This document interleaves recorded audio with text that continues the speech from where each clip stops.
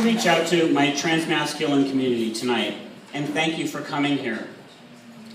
You guys are all such beautiful people, gentle, strong, fierce, funny, insightful, and loving. We're here tonight to remember and honor our trans community members who have suffered cruelty and violence. We are also here in celebration. Take a moment to look into the eyes of the person sitting next to you. We live lives of authenticity, courage, and we are here tonight in solidarity. And this is the strength we bring to each other. However, even as we gather here tonight, more names are added to the list of the casualties of transphobia. The violence experienced by our community reverberates out like a stone thrown in a pond and touches each one of us. Additionally, systematic oppressions we experience in our lives can lead to depression and sometimes suicide. One effective oppression is isolation. At this time, many of our trans family and allies are isolated and without access to support, affirmation, and hope. In fact, the isolation experienced by trans people is at epidemic proportions. The Gender Identity Project seeks to reduce this isolation, and one way is through groups which offer support, understanding, and information. But we need your help. I ask that we use our creativity, our love for each other, and our community to expand the community-based model of support groups. Safe spaces for support must be replicated all around the city. In Brooklyn, Queens, the Bronx, Staten Island, and Manhattan.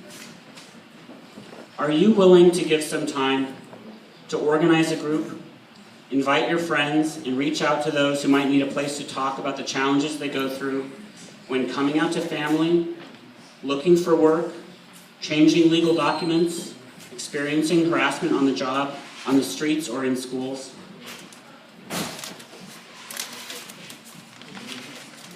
The center is one place to begin, so why not start your own group here?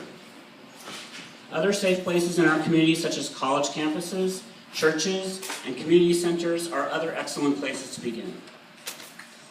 Keeping that in mind, tonight I want to honor a courageous transgender man, Louis Graydon Sullivan. Lou was an instrumental voice in doing just what I ask you to do here tonight. Lou was a gay trans man, and in his time, the only way to transition was to implore a gender disorder clinic to accept him as a patient.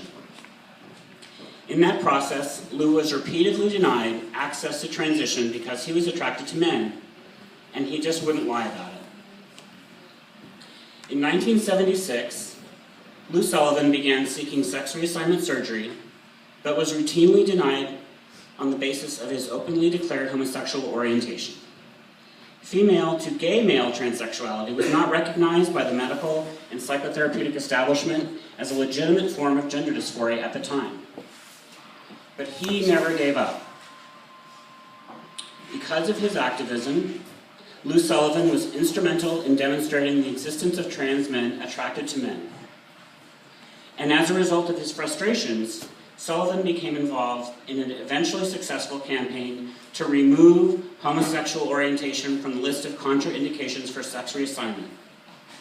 He also disseminated his advocacy at the grassroots level with a booklet he published. As a consequence of his efforts, Sullivan became one of the founders of the female-to-male transsexual community and is responsible to a significant degree for the rapid growth of the F to M population in the late 1980s. In 1986, Sullivan organized F to M, the first peer support group devoted entirely to female-to-male individuals. If you transitioned without the help of a gender dysphoria clinic, you have Lou Sullivan to thank for it. He pioneered methods of obtaining peer support, professional counseling, hormones, and surgery outside the institution of the gender dysphoria clinics. We are all powerful, creative people. each and every one of us can make a world of difference, and no one does it alone. If you're able, I ask you to consider reaching out to your community by starting, facilitating, or supporting a group for trans and gender nonconforming individuals. Together we are stronger, and together we will overcome the isolation that comes from daily oppression.